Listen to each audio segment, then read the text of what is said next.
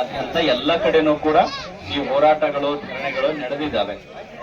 ಕುರ್ಲಾಪುರದೊಳಗಡೆ ಪ್ರಾರಂಭ ಆಗಿರ್ತಕ್ಕಂಥ ಈ ಹೋರಾಟ ಹಲವಾರು ಹಳ್ಳಿಗಳಲ್ಲಿ ಎಲ್ಲ ರೀತಿಯಿಂದಲೂ ಕೂಡ ಹೋರಾಟ ನಡೆದಿದೆ.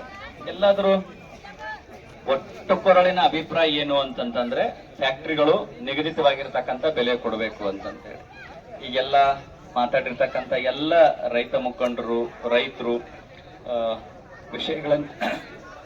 ವಿಷಯಗಳನ್ನೆಲ್ಲ ತಮಗೆ ತಿಳಿಸಿಕೊಟ್ಟಿದ್ದಾರೆ.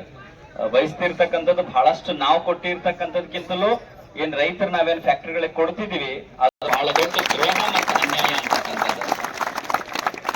ಈಗ ಈ ಹೋರಾಟಗಳು ನಮ್ಮ ರೈತರ ಹೋರಾಟಗಳು ತಲತಲಾಂತರದಿಂದಲೂ ಕೂಡ ಹೋರಾಟದೊಳಗಡೆ ನಮ್ಮ ಕರ್ನಾಟಕದಿಂದ ಕೇಳ್ತಿರ್ತಕ್ಕಂಥದ್ದು 3,500 ರೂಪಾಯಿ ಬೆಲೆ ಮಾತ್ರ ಕೇಳ್ತಿದ್ದಾರೆ. ಆದ್ರೆ ಅದನ್ನು ಕೂಡ ಕೊಡ್ಲಿಕ್ಕೆ ಇನ್ನೂ ಕೂಡ ಹಿಂಜರಿತಿದ್ದಾರೆ.